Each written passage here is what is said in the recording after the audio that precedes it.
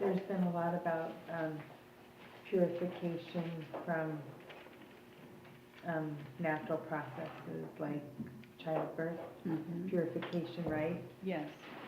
And so we've started this whole long section from 11 to 15 is all going to be about that stuff. It's all going to be about ritual impurity, what it is that makes you ritually impure, how you become pure, how you become cleansed of it, because there are major impurities and minor impurities, and the process of cleansing is different depending on how big a deal it is. So in chapter 11, we saw things about dietary rules, what you can eat, what you can't, touching dead bodies, all the carcasses of, what you do if a dead mouse falls in your soup, that kind of thing.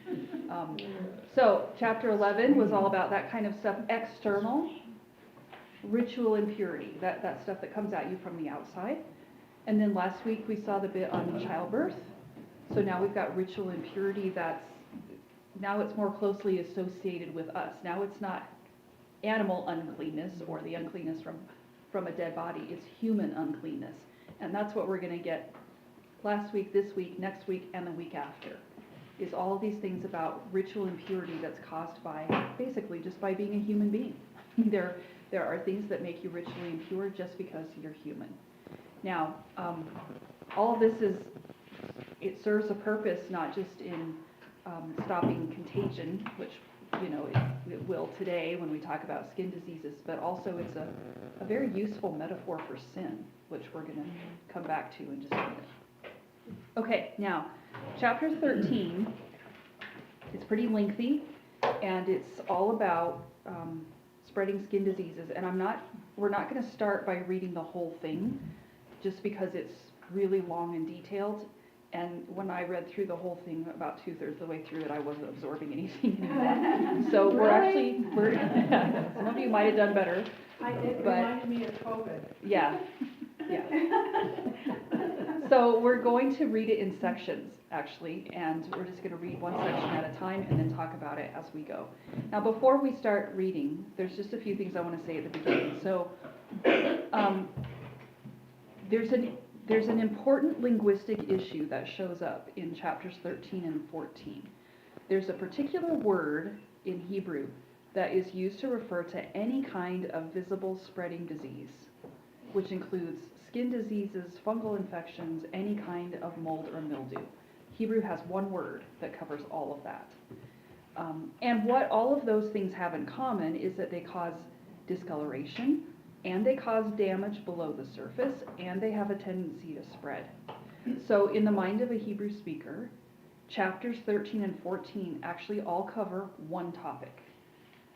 But that topic is subdivided based on whether the disease affects a person or an object like an article of clothing or even a house, which we'll see next week in chapter 14.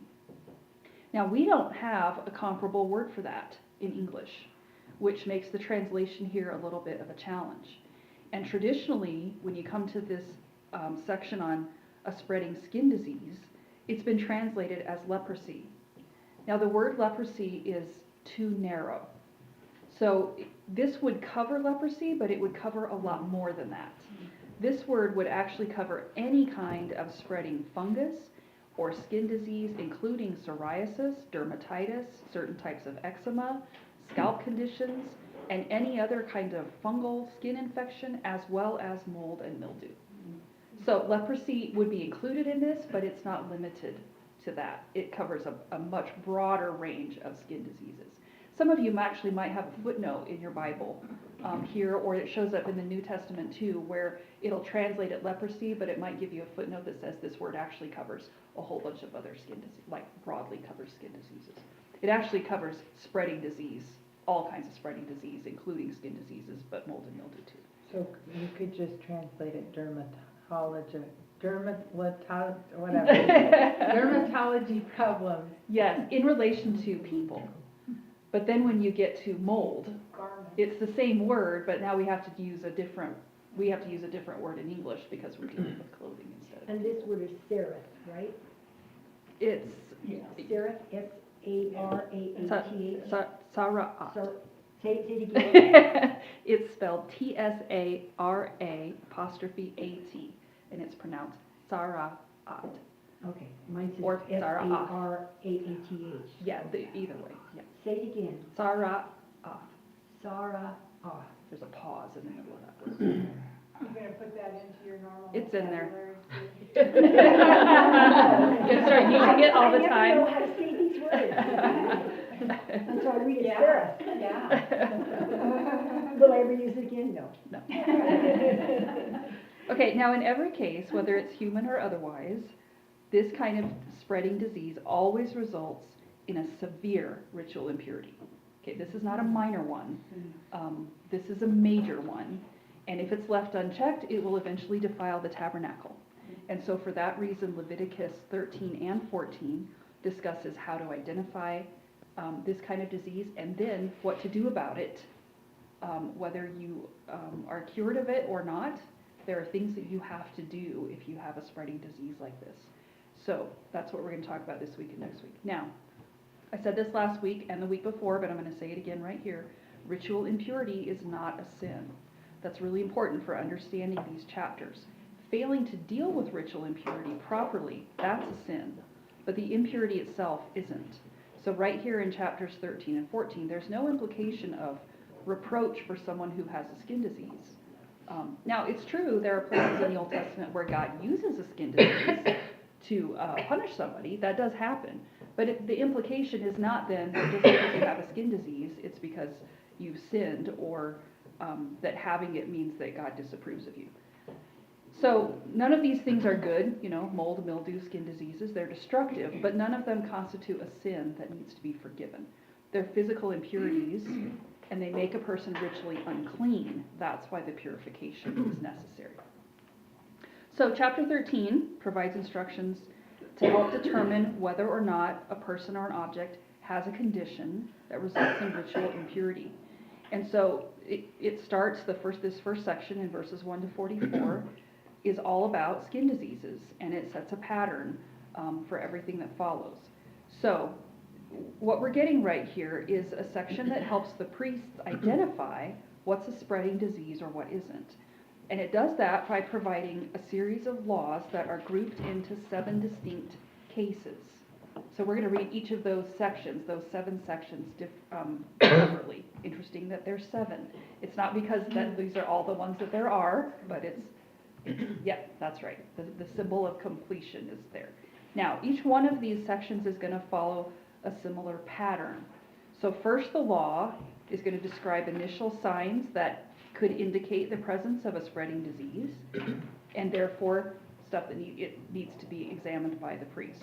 And then it gives these diagnostics to help the priest determine whether the signs actually indicate a spreading disease or not. And then, if those diagnostics are conclusive, the priest would officially proclaim the person impure or pure.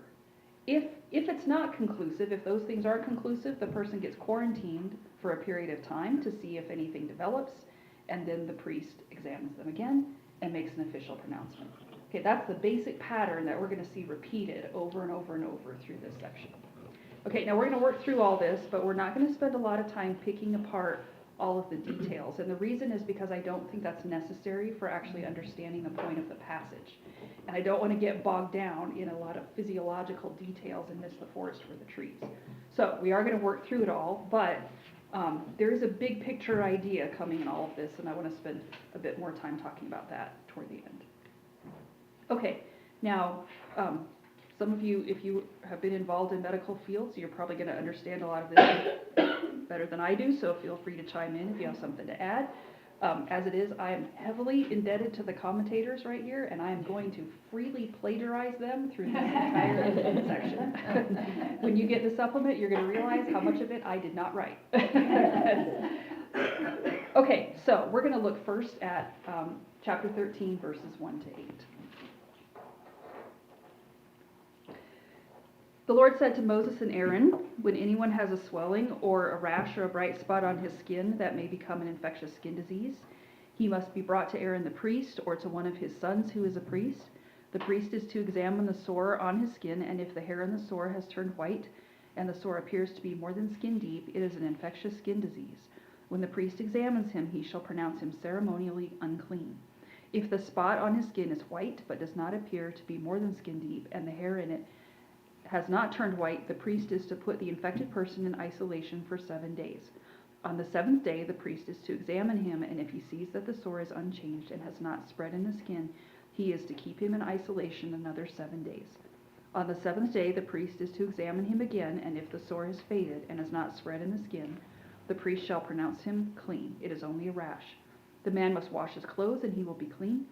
But if the rash does spread in his skin after he has shown himself to the priest to be pronounced clean, he must appear before the priest again. The priest is to examine him, and if the rash has spread in the skin, he shall pronounce him unclean. It is an infectious disease. Okay, now let's just pause and talk about this section right here. So, we're starting now in verses 1 to 8. You're going to get the pattern that is going to be followed through all of these. So here's the first case, the first of 7. And it starts with someone who has a lesion or a rash or a spot on their skin, and it might or might not be ritually defiling. So what do? You know, I mean, I was looking at my arm this morning. I've got this spot on me. Is it a spreading skin disease or is it a cat scratch? Well, okay, so you think, just hypothetically. So you have something on you, then you think maybe that's a spreading disease. So what do? You go to the priest, and the priest examines you. Now, the priest would know a ritually defiling skin disease was present because of 2 signs. So the first one is that the hair in the sore had turned white. That's not because the hair loses its color. That's not actually typical of a skin disease, but it's because it's covered with white flakes of dead skin, which is typical of a skin disease. Okay, so that's one sign. The other sign would be that the sore goes more than skin deep. And that might even be on account of the skin thickening, which is typical of certain kinds of skin diseases. So if the priest sees both of those signs, he proclaims the person right there ritually impure. They have a spreading disease and they're unclean. And then there are restrictions that apply. We'll get to those in verses 45 and 46. Now, if both of those signs are not seen, what to do now? They might have it or they might not. So what the priest does is he quarantines the person for 7 days.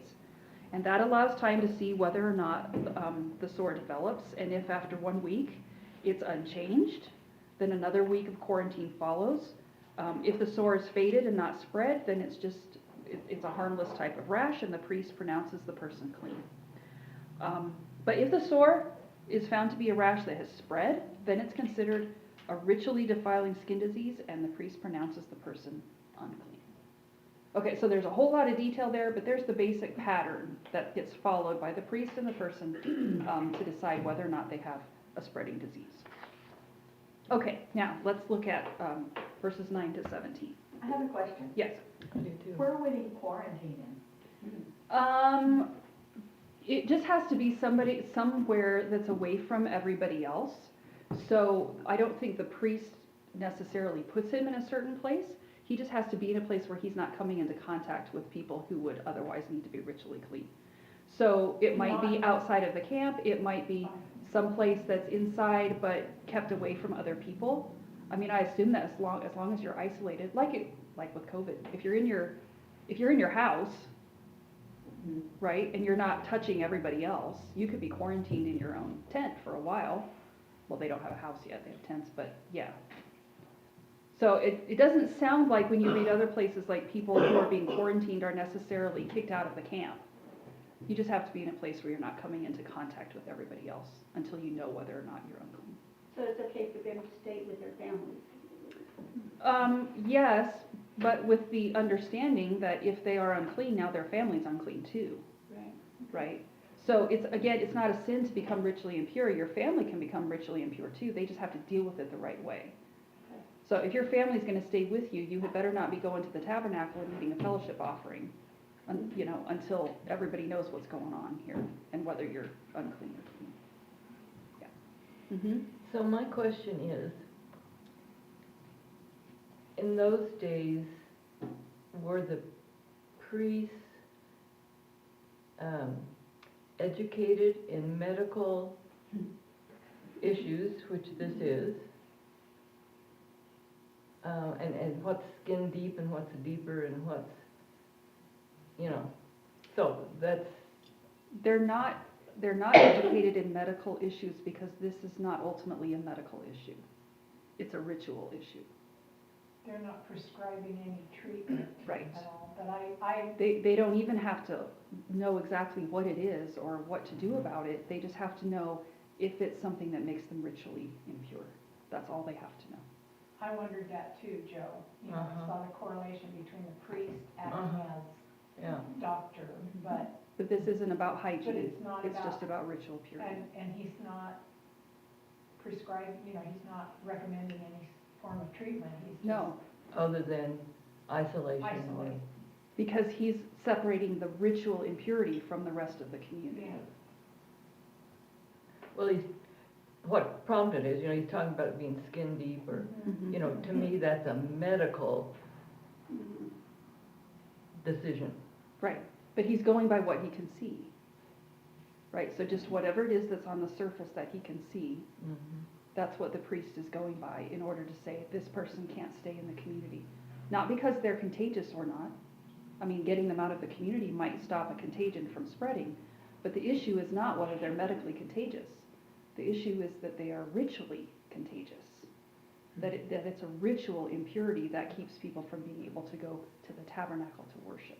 That's a difficult concept for us. It to is. get around. It is. Yeah. If he doesn't like you, you're unclean.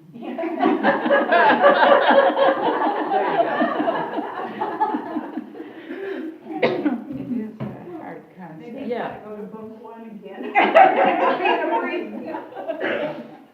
When we looked at childbirth, the underlying thing was hormones and time for not resuscitation. That was funny. Time for Recuperation, yeah.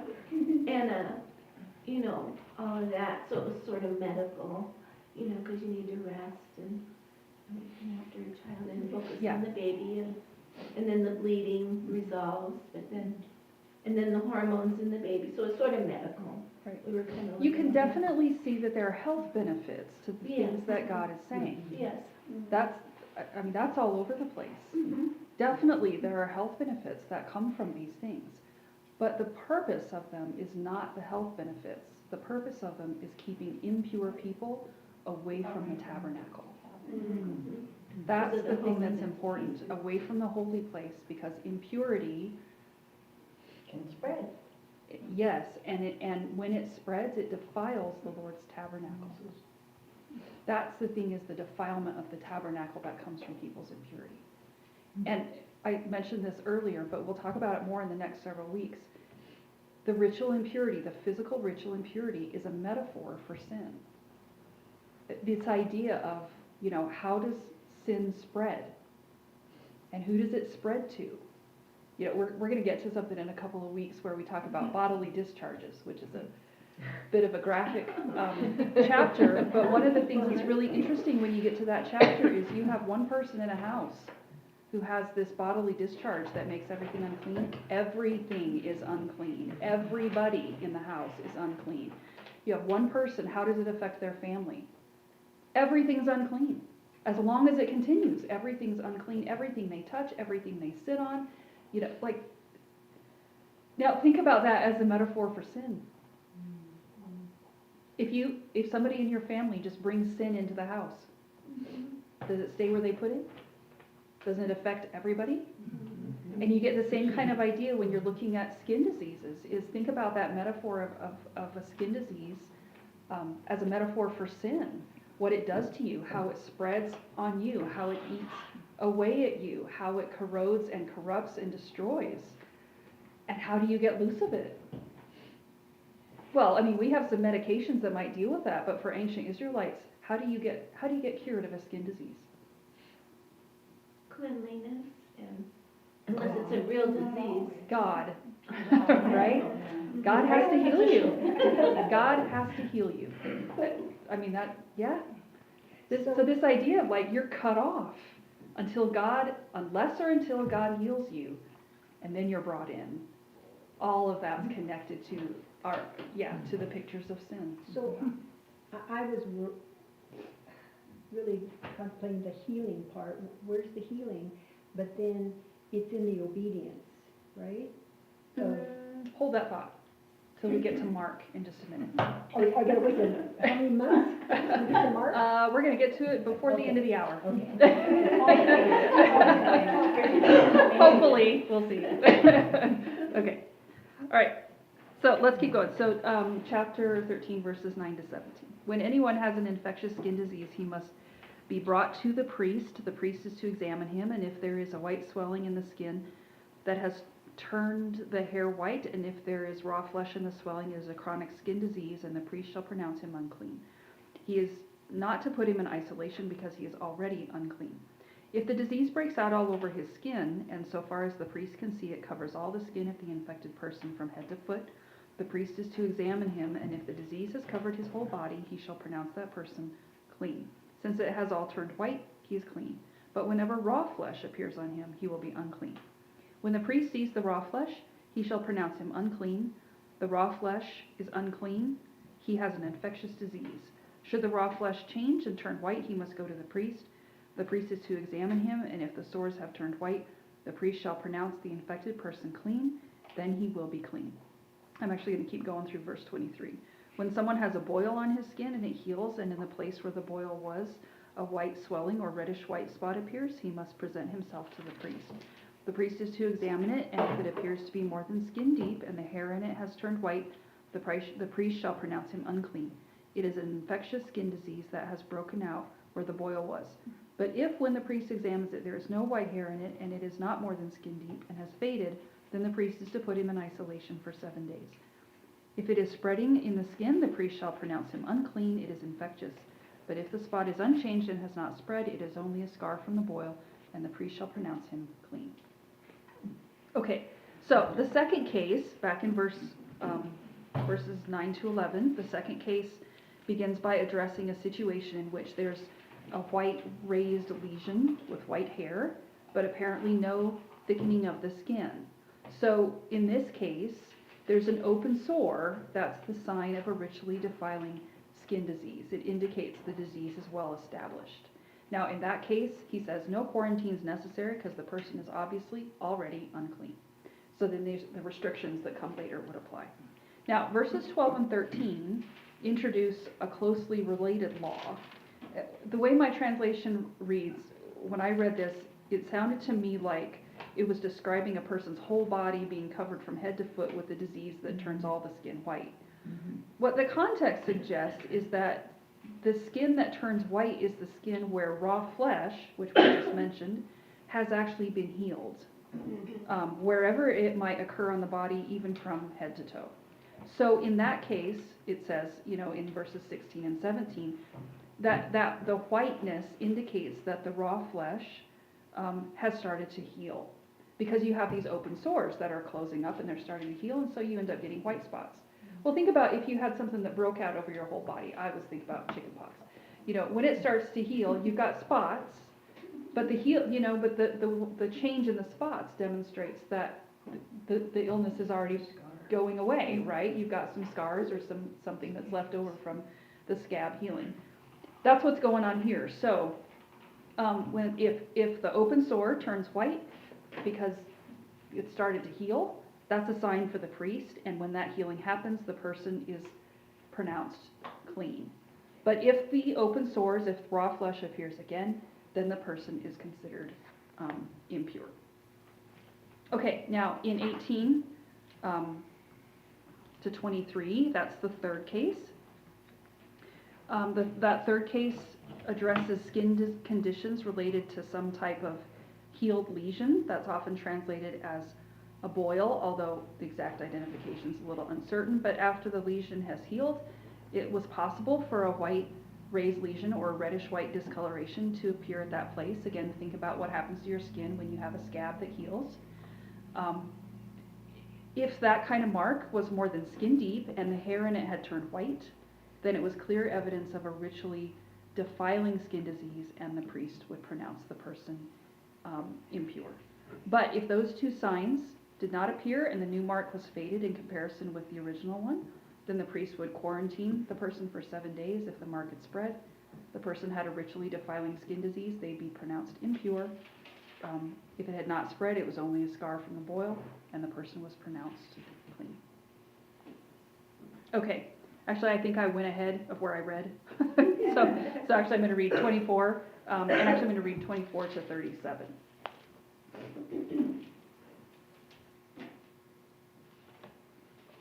All right, so when someone has a burn on his skin and a reddish white or white spot appears in the raw flesh of the burn, the priest is to examine the spot, and if the hair in it has turned white, that's what I was just talking about, and it appears to be more than skin deep, it is an infectious disease that has broken out in the burn.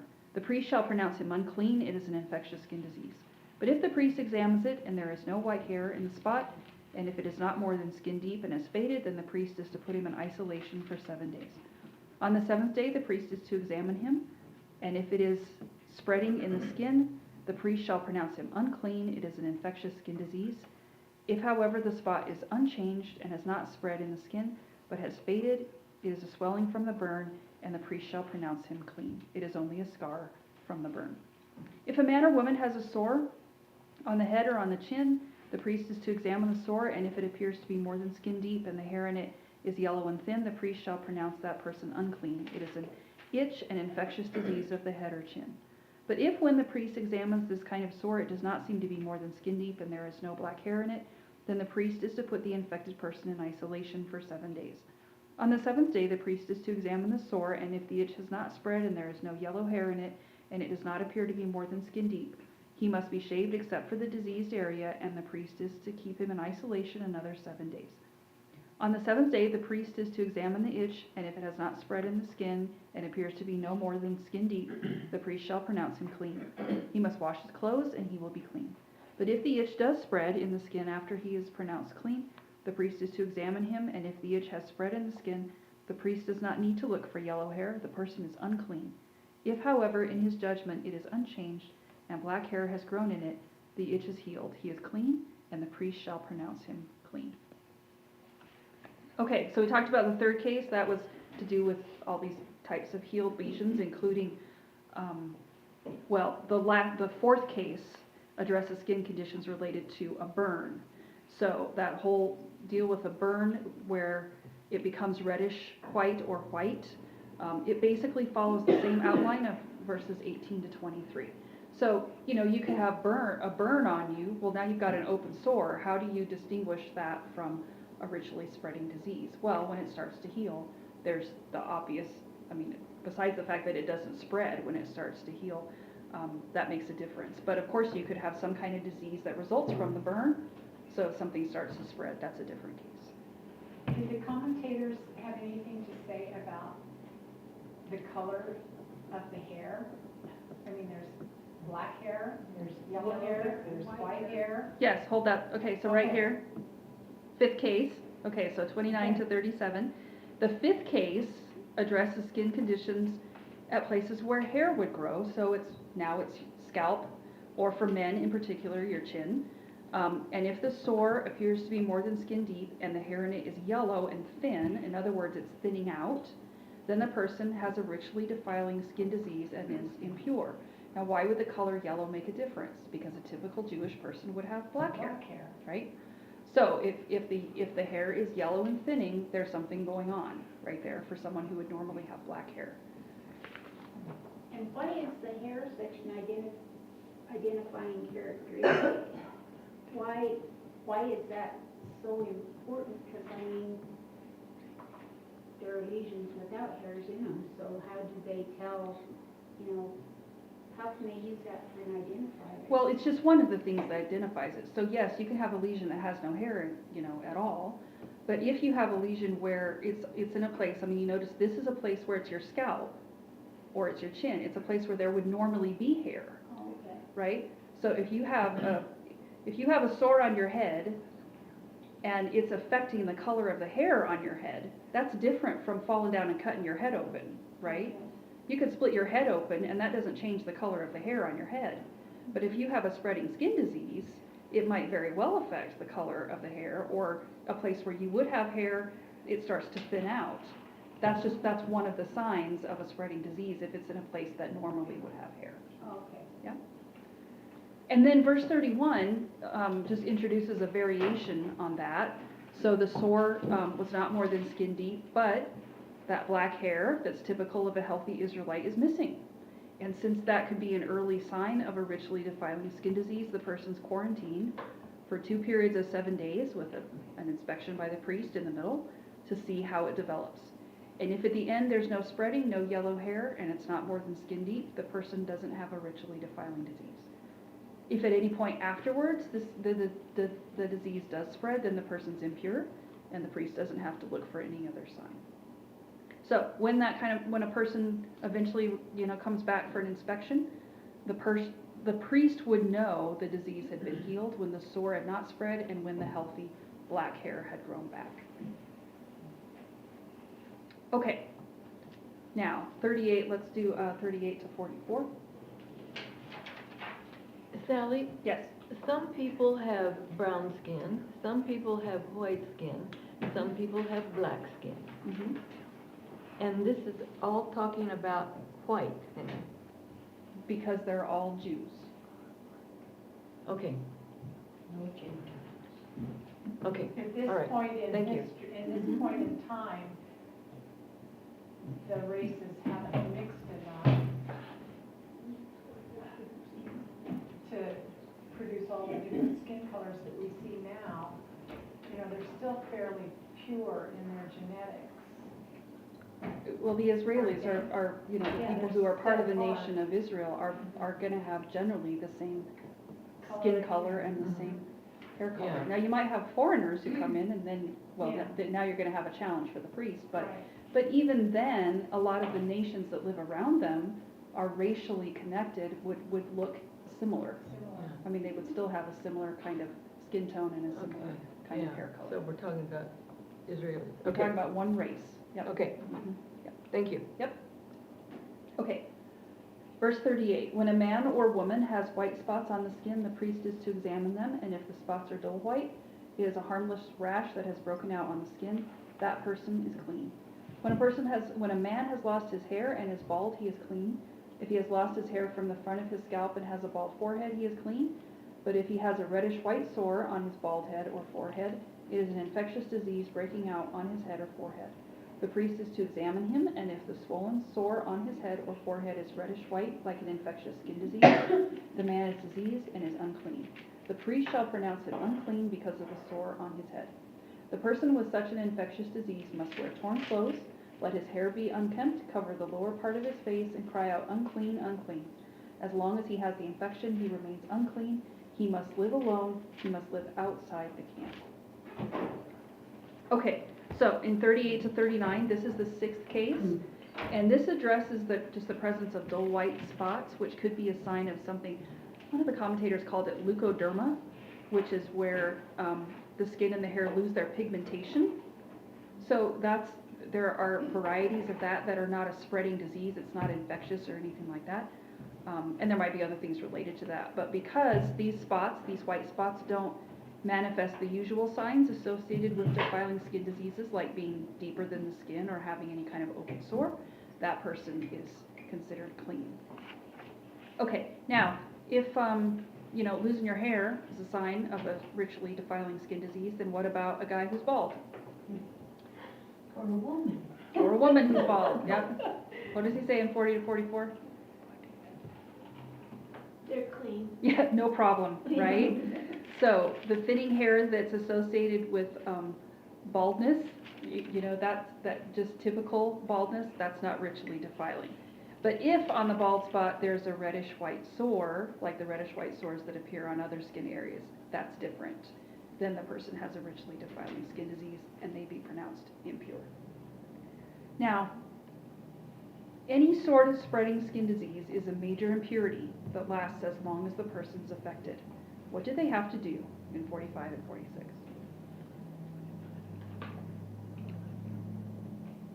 Wear torn clothes, let their hair be unkempt, cover the lower part of their face and cry out, unclean, unclean.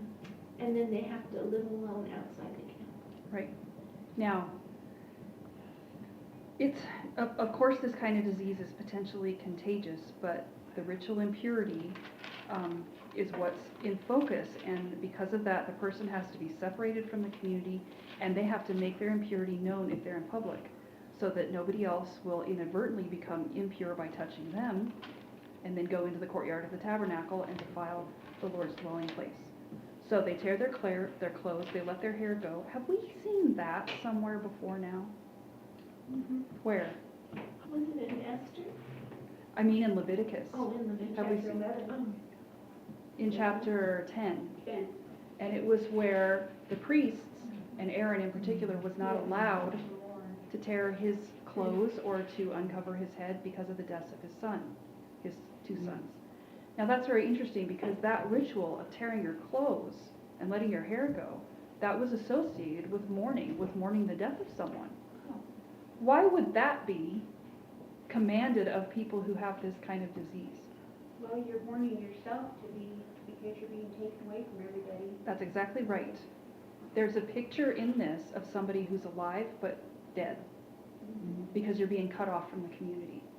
It's a sort of living death, what you experience if you have this kind of ritually defiling skin disease. That's going to be really important next week when we talk about the process, the purification process of bringing you back in. Is that essentially you are mourning yourself and you are treated like somebody who's dead. And not only then do you go through those kinds of things that are associated with mourning rituals, but you have to call out, make sure everybody knows that you're unclean, and you live now in permanent quarantine outside the camp.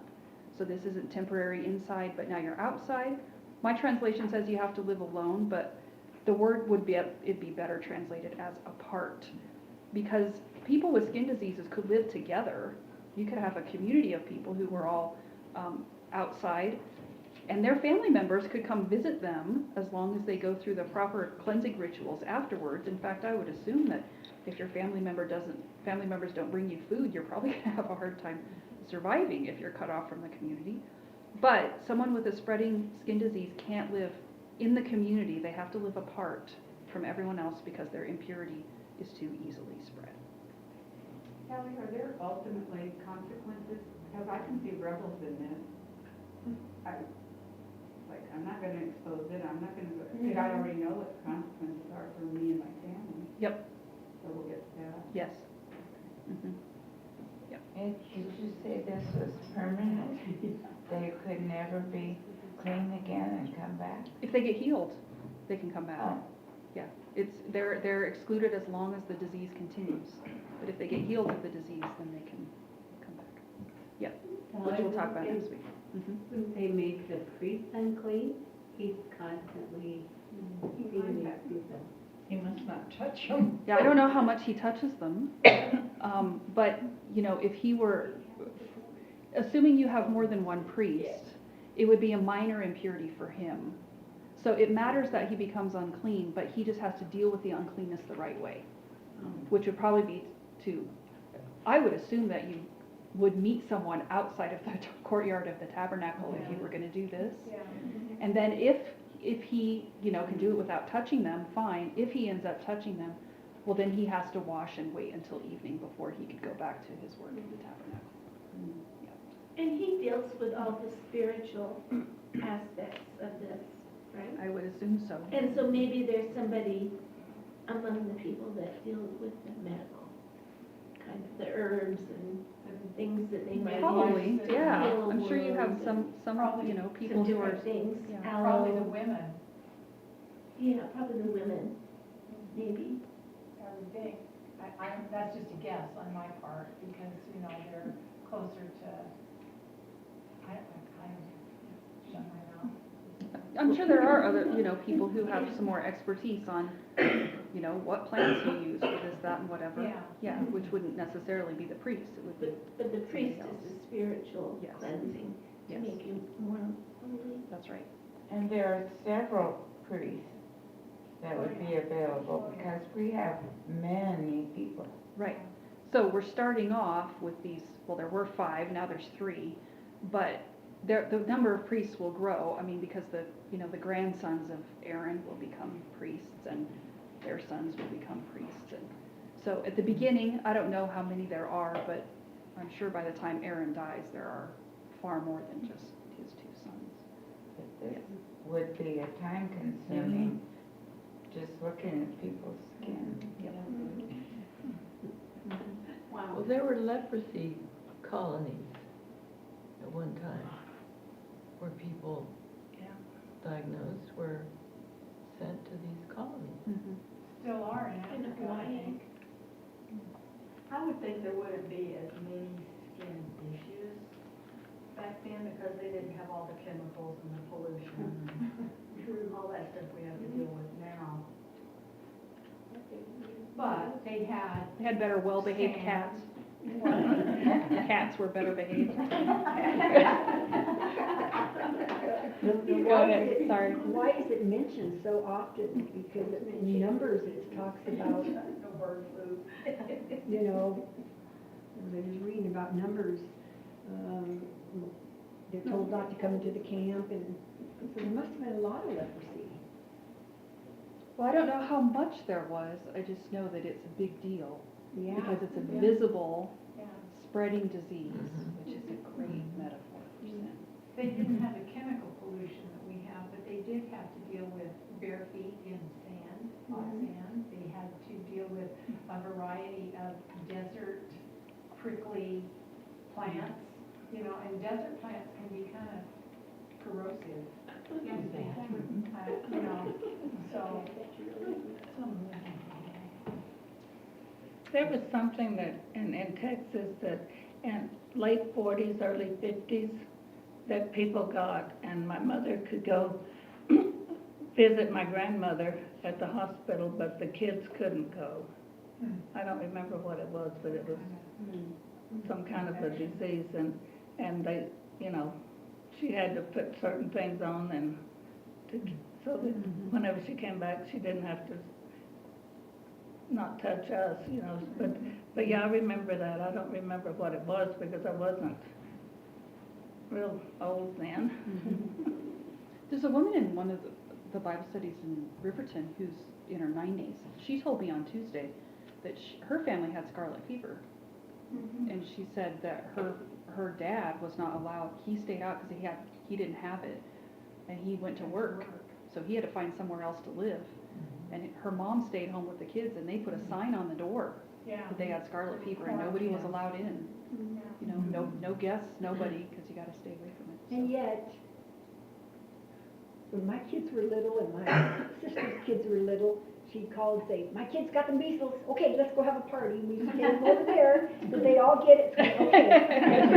Get it over with. Get it over with. Get rid of it. That just my me and We my did. sister. I took my kids to a chicken pox party one Yes, time. yeah. And they all licked a sucker, they all passed the Oh, sucker I around. didn't do that. But the funny How many of thing, them well, actually caught chickenpox? well, we were trying to get Keiki to do it because the other three had had it when they were little. Uh-huh. But Keiki, I've exposed her twice and she won't get it. Someone talks to her after study. I have a story to tell So you. she never caught it even from licking the sucker. But maybe that could be because I was pregnant with her when all the other kids had Do they it. get shingles from chickenpox? She has some immunity, maybe. You guys got a lot to say about this topic. They get shingles. You want to go around licking doorknobs and just get it all. I know, I had a friend who said that at the beginning of COVID. She's like, we might as well just lick the doorknobs and get it all over with. All right, verse 47. If any clothing is contaminated with mildew, any woolen or linen clothing, any woven or knitted material of linen or wool, any leather, or anything made of leather, and if the contamination in the clothing or leather or woven or knitted material or any leather article is greenish or reddish, it is a spreading mildew and must be shown to the priest. The priest is to examine the mildew and isolate the affected article for 7 days. On the 7th day, he is to examine it, and if the mildew has spread in the clothing or the woven or knitted material or the leather, whatever its use, it is a destructive mildew, the article is unclean. He must burn up the clothing or the woven or knitted material of wool or linen or any leather article that has the contamination in it, because the mildew is destructive. The article must be burned up. But if when the priest examines it, the mildew has not spread in the clothing or the woven or knitted material or the leather article, he shall order that the contaminated article be washed. Then he is to isolate it for another 7 days. After the affected article has been washed, the priest is to examine it, and if the mildew has not changed its appearance, even though it is not spread, it is unclean. Burn it with fire, whether the mildew has affected one side or the other. If when the priest examines it, the mildew has faded after the article has been washed, he is to tear the contaminated part out of the clothing or the leather or the woven or knitted material. But if it reappears in the clothing or in the woven or knitted material or in the leather article, it is spreading, and whatever has the mildew must be burned with fire. The clothing or the woven or knitted material or any leather article that has been washed and is rid of the mildew must be washed again, and it will be clean. These are the regulations concerning contamination by mildew in woolen or linen clothing, woven or knitted material, or any leather article, for pronouncing them clean or unclean. Okay, so this last section deals with spreading disease now that affects objects instead of people. So this would have been fungal infestation like mold or mildew that produces a greenish or reddish discoloring. And the fungus could infect clothing, typically made of wool or linen. Now my translation kept saying woven or knitted material, but it's actually better translated warp and woof, which you might have in some of your translations, which is just a way of referring to the different directions that you have on a loom. So if you're weaving something on a loom, the warp and the woof are the different directions that you use. That's the only thing I remember from freshman home ec class. And there it is. Not the only thing I remember, but I do remember that. Okay, so this fungus could infect leather, whether the skin by itself or anything made of leather like belts or wine skins that hold liquid.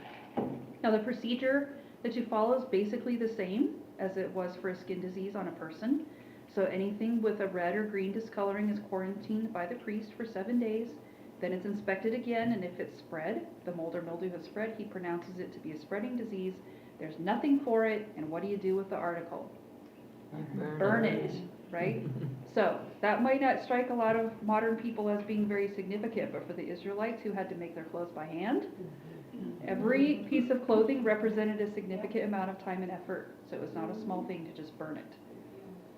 If, however, the mark had not spread, then the item was washed and it was quarantined another 7 days, re-examined by the priest. If there was no change in appearance, even though the mark had not spread, it was still impure and it had to be burned. But if it had faded after it had been washed and you waited a week, then the affected area was torn out and the item could be washed again and patched. And if the mark ever reappeared, then it would be considered an outbreak and you would burn it immediately. I wish I'd known that when I was a kid. Did you put up with some moldy stuff you Oh, shouldn't have? no, but how many of us had, I remember my mother taking wool and Vicks and soaking it, and then we had to have that around. I could have just said, Mom, it's green. Look at Leviticus. Oh, I hated that. To this day, I remember. Wool, and so hot and stinky. Well, we did that too, but it wasn't wool. I don't think, when we had a cold and grabbing them. You don't mentholate them and, oh my Oh, God. yeah, but I remember the cloth. I remember it being, yeah. Yeah. Ours was wool. Itchy. Ooh, yes. So what kind of? Always me. She had some girls. All right, now, let's get to the punchline, which is in Mark chapter 1. So we're going to look at Mark chapter 1, verses 40 to 45. 40 to 41? 40 to 45. 40 to Chapter 1, 40 to 45.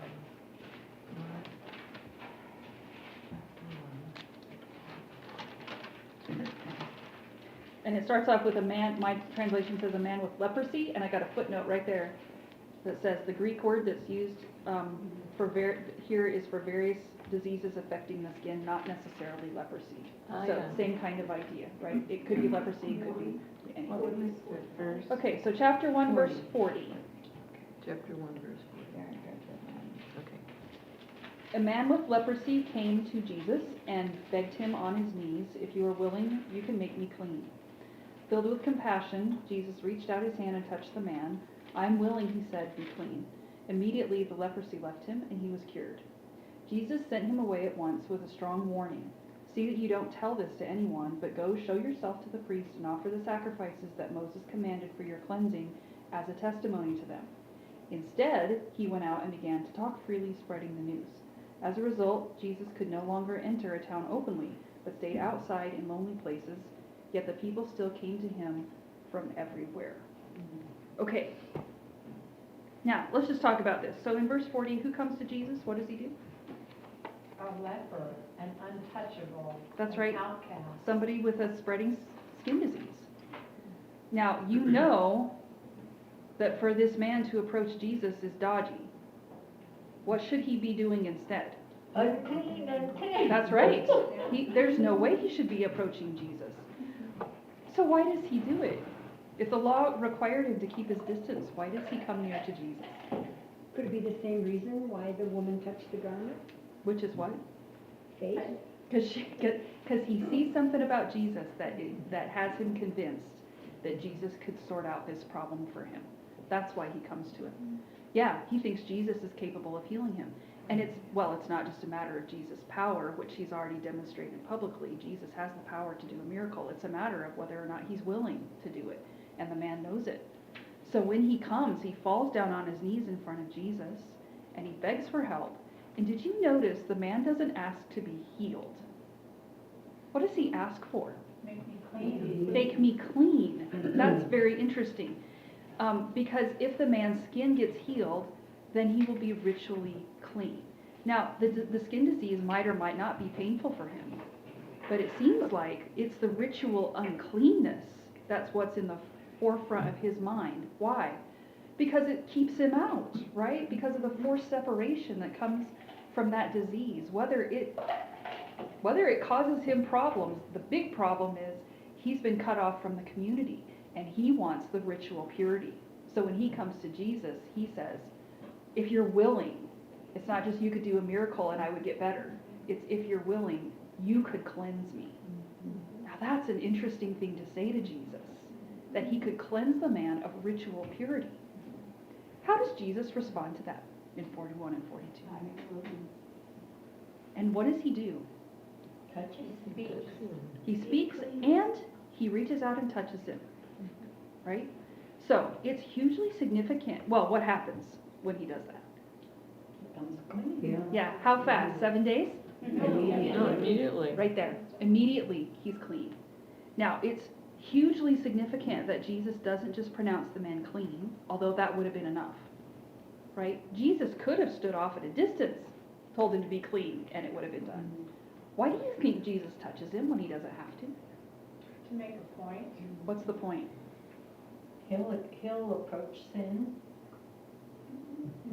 What Conquer sin. Right, because think about what we saw in Leviticus. What normally happens if somebody who's unclean touches somebody who's clean? The person who's clean becomes unclean. That's what happens all over Leviticus. But what happens right here? Instead of the uncleanness contaminating Jesus, the cleanness from Jesus purifies the man, right? Okay, now then the next question is, how's that possible? Who does Jesus have to be? He has to be God, Why? because only God can absolve sin. Yeah, you already see the connection to sin, which is really interesting, right? The ritual impurity, I mean, in order for the man to be cleansed of his ritual impurity without Jesus being contaminated, Jesus has to be more than clean. He has to be holy. And he has to be more than holy, he has to be permanently holy. Because the priests were holy, but the priests could become contaminated by someone else's ritual impurity. Jesus can't. So, who is permanently holy?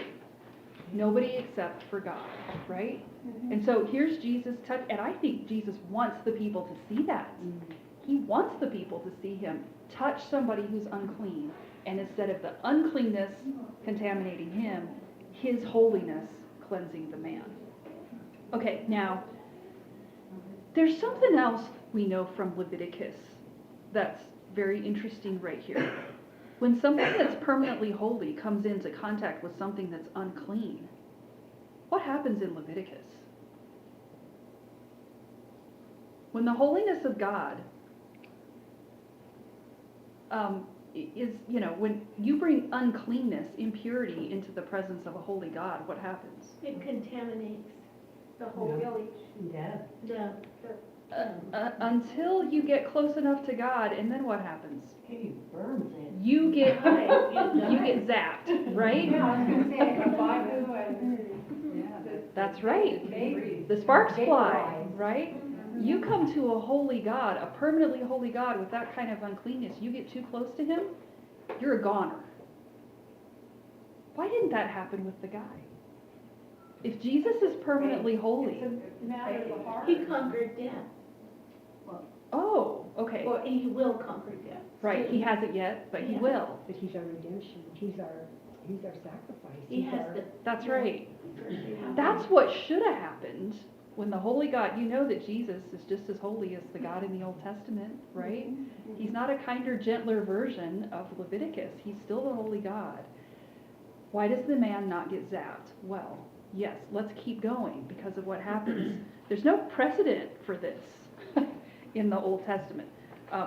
So let's see what happens. What does Jesus command the man to do and why? In 43 and 44. Say Not nothing. to tell anybody. Instead, what should he do? Go to the Go to the priest priest. Go to the priest. Mm-hmm. And offer. and offer sacrifices. That's right. Now, why a strong warning? I think it's because Jesus already knows what this man intends to do. Jesus isn't looking for publicity because that actually makes it harder for him to do what he came to do. But in order to be to be allowed back into the community, the man needs to go to the priest and offer the prescribed sacrifice, which is actually what we're going to look at next week in in Leviticus 14. So going through that process doesn't make the man clean. He's already clean, and he's clean because Jesus touched him, right? But that process, that ceremony recognizes that he's clean and makes it publicly known so that he can rejoin the community.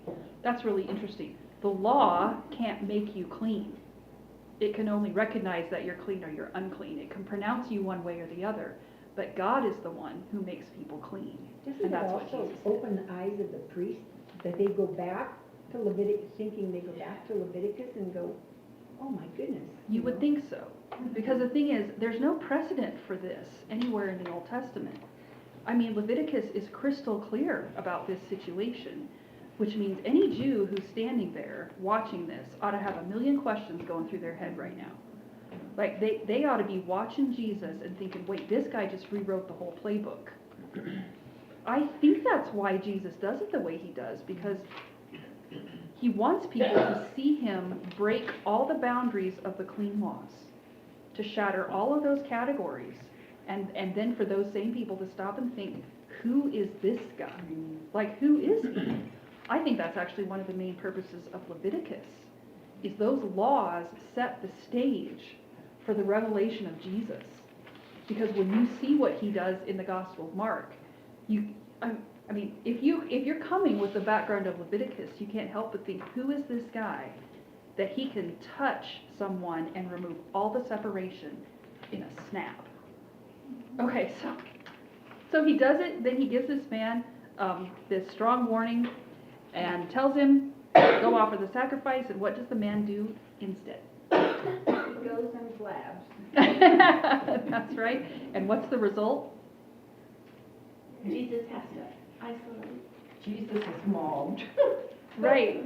Now, it's interesting that he says Jesus is forced out of town, but did you notice how Mark described it? Because he says Jesus stayed outside of the town in the lonely or the wilderness places. Why would he put it like that? Because they traded places, right? That's really important in this miracle, the fact that from the beginning to the end of the miracle, Jesus and the leper have traded places, right?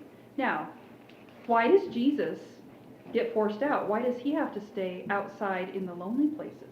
On the surface, if somebody wasn't really paying attention, they might think that he has to go outside of the city because now he's unclean. But he's not. We know that's not the case. He's not forced outside of the city because of the man's ritual impurity. He's forced out of the city because of the man's sin, right? It's the man's disobedience that forces Jesus out, not his skin disease. Here's the spiritual reality that's at the heart of Leviticus and all of the clean laws. Who gets forced out because of our uncleanness? Jesus does. Okay, now, this, I don't know about you, when I read this passage, I always get annoyed with this guy. Even though I understand why he blabs, because you'd be really excited and you want everybody to know it.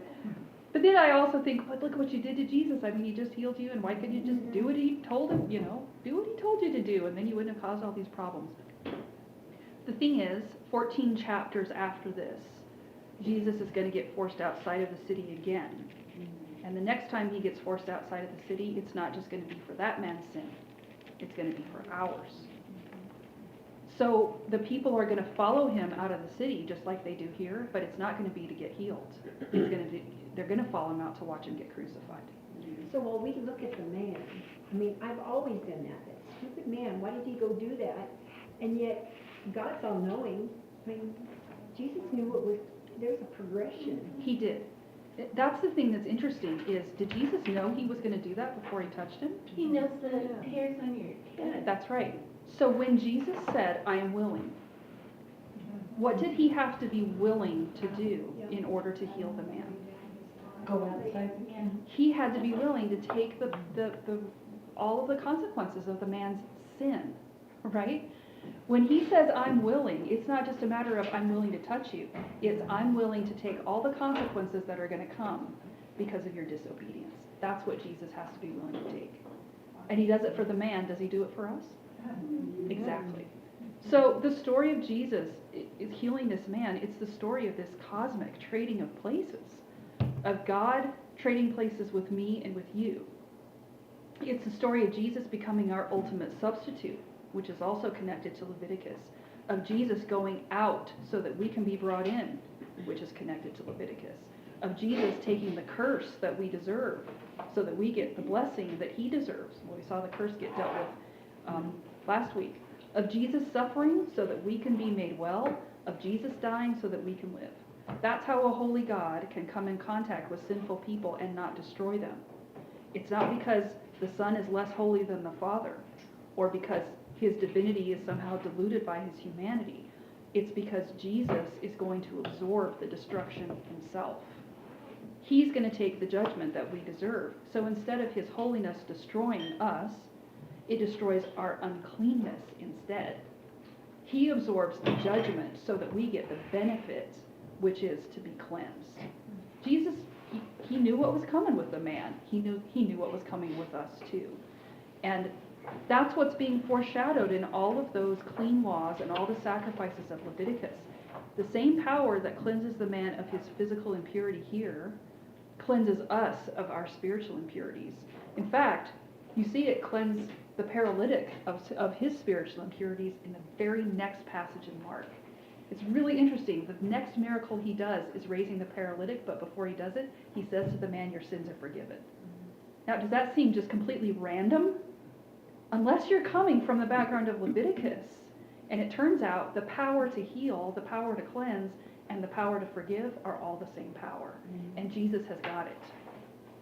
So, all the Jews watching this ought to be looking at Jesus and thinking, who is that guy?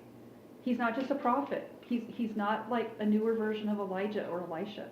He's in a completely different category because he's permanently holy, and his holiness, instead of destroying people, cleanses them because he's going to take the destruction himself. All right, I need to stop. Comments? And then grab the paper. Yes. I need to see. Yes.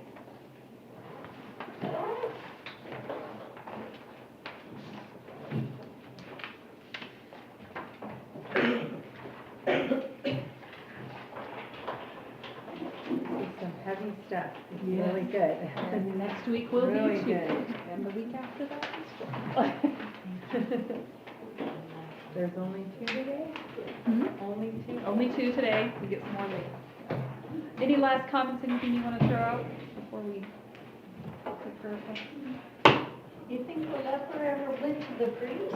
I don't know. I hope so, but I don't know. Yeah. You know, I think about the guy who was lame and God healed him by the pool of Siloam. And then he went and blabbed too to the Pharisees. Like he just threw Jesus under the bus. You think, how could you get healed and throw Jesus under the bus? But people did it. Yeah. But I hope he, or maybe he just looked at it, he's like, yeah, I'm clean. Well, it seemed like his whole thing was wanting to be clean, Yeah. which was ceremonial, so he would need to go to the priest, so they could make him, could proclaim him clean. Right, so he can come back in. Proclaimed him clean. Yeah. But he's sending to the priest for the. Yeah, if he wants back in the community, yeah, he's got to go through all that, which is interesting. We'll talk about that whole process next week. It's very interesting, the ceremonial ritual that's required to bring somebody who's been cut off inside, to bring somebody back from the dead, basically. Which the Pharisees didn't deal with. Right. They refused.